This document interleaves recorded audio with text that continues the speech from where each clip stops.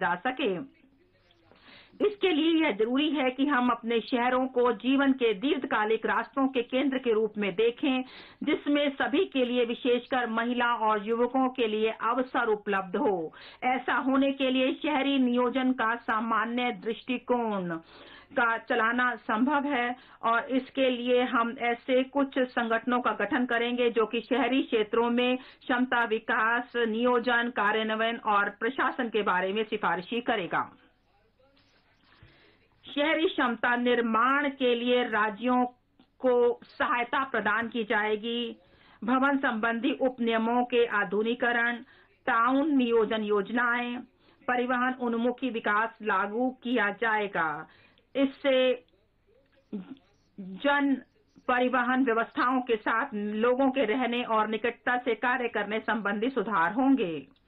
सार्वजनिक परिवहन परियोजनाओं और अमृत योजनाओं के लिए दी जाने वाली केंद्र सरकार की वित्तीय सहायता का लाभ टीओडी और टीपीएस के माध्यम से राज्यों को किया जाएगा। जहां तक भारत का विकास करने के लिए और शहरी नियोजन और डिजाइन में भारत विशिष्ट ज्ञान विकसित करने और इन क्षेत्रों में प्रमाणित प्रशिक्षण प्रदान करने के लिए विभिन्न क्षेत्रों में 5 मौजूदा शैक्षिक संस्थाओं को उत्कृष्टता केंद्रों के रूप में चिन्हित किया जाएगा।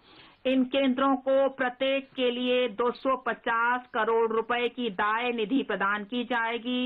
इसके अतिरिक्त अखिल भारतीय तकनीकी शिक्षा परिषद पाठ्यक्रम गुणवत्ता सुधारने तथा अन्य संस्थाओं में शहरी नियोजन पाठ्यक्रमों की सुलभता के लिए अग्रणी की भूमिका निभाएगी।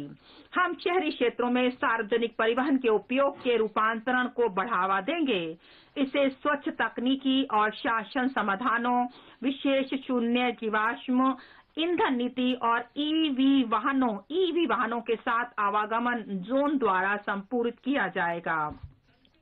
बैटरी अदला बदली नीति, बड़े पैमाने पर चार्जिंग स्टेशनों की स्थापना के लिए शहरी क्षेत्रों में स्थान की कमी पर विचार करते हुए एक बैटरी अदला बदली नीति लाई जाएगी तथा अंतर प्रचालनीय तैयार किए जाएंगे।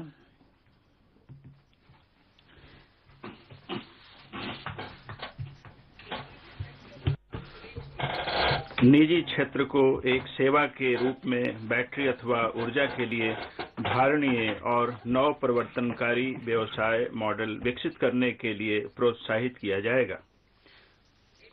इससे ईवी पारितंत्र की प्रभावकारिता में सुधार होगा। भू संसाधनों का प्रभावी उपयोग एक सख्त अनिवार्यता है। राज्यों को अभिलेखों के आईटी आधारित प्रबंधन को सुकर और कारगर बनाने के लिए unique land parcel identification number अपनाने के लिए प्रोत्साहित किया जाएगा। अनुसूची 8 की भाषाओं में से किसी में भू अभिलेखों के लिप्यांतरण संबंधी सुविधा भी शुरू की जाएगी। एक राष्ट्र एक रजिस्ट्रीकरण सॉफ्टवेयर के साथ national genetic document registration system के अंगीकरण अथवा लिंकेज को रजिस्ट्रीकरण के लिए समरूप प्रक्रिया और विलेखों और दस्तावेजों के कहीं भी रजिस्ट्रीकरण को एक विकल्प के रूप में बढ़ावा दिया जाएगा। दिवाला और शोधन अक्षमता संहिता समाधान प्रक्रिया की प्रभावकारिता को बढ़ाने तथा सीमा पार दिवाला समाधान को सुकर बनाने के लिए इस संहिता में आवश्यक संशोधन किए जाएंगे। त्वरित कॉर्पोरेट समापन, नई कंपनियों के त्वरित रजिस्ट्रीकरण के लिए अनेक आईटी आधारित तंत्र स्थापित किए गए हैं। अब पुनर्विन्यास प्रक्रिया के साथ त्वरित कॉर्पोरेट समापन के लिए केंद्र इन कंपनियों के स्वैच्छिक परिसमापन को सरल और कारगर बनाने तथा गति देने के लिए मौजूदा 2 वर्ष के समय को 6 माह तक बढ़ाने के लिए स्थापित किया जाएगा। सरकारी खरीद, हाल ही में सरकारी नियमों को अमृतकाल की आवश्यकताओं के लिए आधुनिक बनाया गया है।